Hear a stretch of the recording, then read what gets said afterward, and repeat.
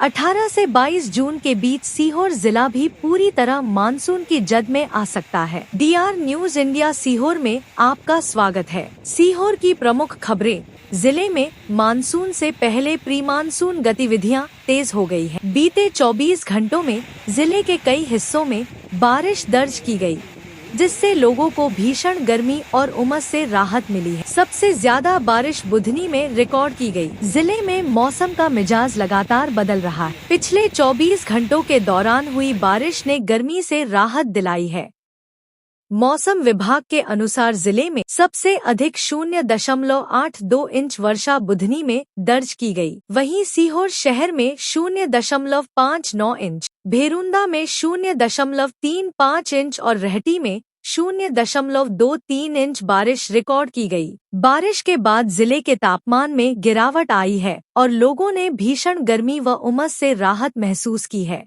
पिछले कई सप्ताह से लू और तेज धूप का सामना कर रहे लोगों के लिए यह बारिश राहत भरी साबित हुई है। मौसम सुहाना होने से जनजीवन भी सामान्य और सुखद नजर आया। मौसम वैज्ञानिकों के अनुसार अरब सागर से आ रही नमी युक्त हवाओं, सक्रिय ट्रफ लाइन और कम दबाव के क्षेत्र के कारण जिले में प्री मानसून गतिविधियां तेज हुई हैं। इसी वजह से गरज चमक के साथ बारिश का दौर देखने को मिल रहा है। यह बारिश किसानों के लिए भी काफी महत्वपूर्ण मानी जा रही है। खरीफ सीजन की तैयारियों में जुटे किसानों को इससे फायदा मिलेगा। विशेष रूप से सोयाबीन और मक्का की बुवाई से पहले खेतों में नमी बढ़ने से जमीन तैयार करने में आसानी होगी। मौसम विभाग का अनुमान है कि 15 से 20 जून के बीच मानसून मध्य प्रदेश में प्रवेश कर सकता है। वहीं 18 से 22 जून के बीच सीहोर जिला भी पूरी तरह मानसून की जद में आ सकता है। विभाग ने अगले 2 से 3 दिनों तक इसी तरह का मौसम बने रहने और कुछ स्थानों पर तेज हवाओं तथा आकाशीय बिजली गिरने की संभावना जताई है। फिलहाल प्री मानसून बारिश ने जिलेवासियों को राहत दी है और किसानों के चेहरों पर उम्मीद की नई किरण जगाई है। मौसम विभाग ने लोगों से खराब मौसम के दौरान सतर्क रहने और सुरक्षित स्थानों पर रहने की अपील की है। डीजल नहीं मिलने से नाराज किसानों का रहटी भेरुंदा मार्ग पर चक्का जाम। सीहोर जिले के रहटी में डीजल संकट ने किसानों की परेशानी बढ़ा दी है। खरीफ सीजन के बीच डीजल नहीं मिलने से नाराज किसानों ने रहटी भेरुंदा मार्ग पर चक्का जाम कर दिया, जिससे यातायात पूरी तरह ठप हो गए। में डीजल की कमी को लेकर किसानों का गुस्सा सड़क पर फूट पड़ा। बड़ी संख्या में किसान कृषि फार्म के सामने मुख्य मार्ग पर एकत्र हुए और रहटी भेरुंदा रोड पर चक्का जाम कर दिया। प्रदर्शन के चलते सड़क के दोनों ओर वाहनों की लंबी कतारें लग गईं और लोगों को भारी परेशानी का सामना करना पड़ा। किसानों का कहना है कि खरीफ सीजन में ट्रैक्टर, पंप और अन्य कृषि मशीनों के संचालन के लिए डीजल की सबसे ज्यादा जरूरत, लेकिन पेट्रोल पंपों पर पर्याप्त डीजल उपलब्ध नहीं होने से उन्हें बार बार चक्कर लगाने पड़ रहे हैं। उनका आरोप है कि डीजल की कमी के कारण बुआई का काम प्रभावित हो रहा है और कृषि गतिविधियां लगभग ठप पड़ गई। प्रदर्शन कर रहे किसानों ने प्रशासन और संबंधित विभागों पर लापरवाही का आरोप लगाया। किसानों का कहना है कि हर साल इस समय डीजल की मांग बढ़ती है,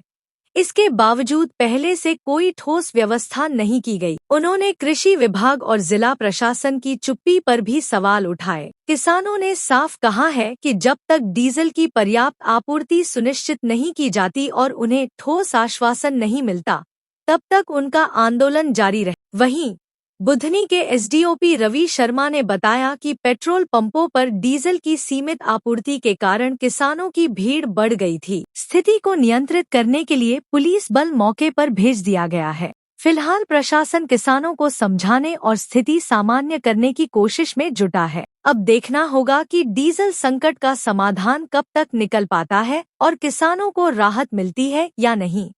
बार बार बिजली गुल से ग्रामीण परेशान है। प्रदर्शन। सीहोर जिले के बिल्किसगंज क्षेत्र में आंधी तूफान के बाद बार बार बिजली गुल होने से ग्रामीण परेशान है। करीब 25 गांवों में बिजली आपूर्ति प्रभावित होने के कारण लोगों ने विद्युत विभाग के खिलाफ प्रदर्शन कर स्टाफ बढ़ाने और त्वरित सुधार व्यवस्था की मांग। क्षेत्र के बरखेड़ी विद्युत केंद्र से जुड़े लगभग 25 गांव इन दिनों बिजली संकट से आंधी तूफान के कारण विद्युत लाइनों में लगातार फाल्ट आ रहे हैं, जिससे चंदेरी, नई चंदेरी, पिपलिया, ताकीपुर, शेरपुर, भगवानपुर, बड़नगर, आलमपुरा और बरखेड़ी सहित कई गांवों की बिजली बार बार बाधित हो रही है। ग्रामीणों का कहना है कि रात के समय फॉल्ट होने पर बिजली बहाल करने में काफी देरी होती है। शिकायत करने के बावजूद सीमित स्टाफ और संसाधनों के कारण सुधार कार्य समय पर नहीं हो पाता। इससे लोगों को गर्मी के बीच घंटों अंधेरे में रहना पड़ता है। ग्रामीणों के अनुसार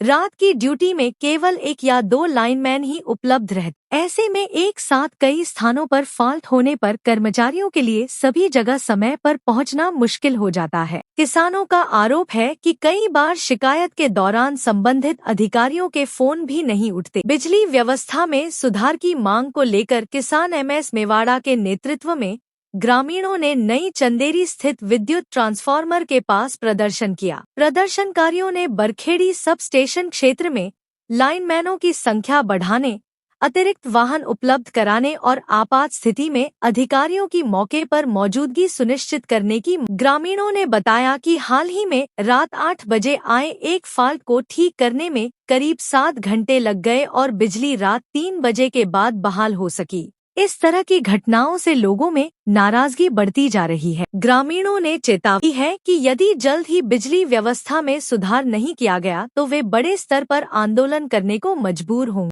फिलहाल क्षेत्र के लोग विद्युत विभाग से त्वरित और स्थायी समाधान की मांग कर रहे हैं। एक ज्वेलर को शातिर ठगों ने करीब 20 लाख रुपए से अधिक ठगे। सीहोर जिले के आष्टा में एक ज्वेलर को शातिर ठगों ने करीब 20 लाख रुपए से अधिक का चूना लगा दिया। आरोपियों ने पहले असली सोने के सिक्कों से भरोसा जीता और फिर नकली सिक्के देकर नकदी और लाखों के जेवर लेकर फरार हो। आष्टा शहर के बुधवारा स्थित गिरिराज ज्वेलर्स में हुई इस ठगी ने व्यापारियों को भी हैरान कर दिया है। जानकारी के मुताबिक पिछले 2 से 3 महीनों से 2 अज्ञात व्यक्ति दुकान पर सोने के सिक्के गिरवी रखने के लिए आते थे। शुरुआत में उन्होंने असली सोने के सिक्के देकर ज्वेलर का विश्वास जीत। शनिवार दोपहर करीब 12 बजे दोनों आरोपी फिर दुकान पर पहुंचे। इस बार उन्होंने 23 सोने के सिक्के गिरवी रखने के नाम पर ज्वेलर को दिए। ज्वेलर ने उन पर भरोसा करते हुए सिक्कों की गहन जांच नहीं की और बदले में 20 लाख रुपए नकद दे दिए। इतना ही नहीं,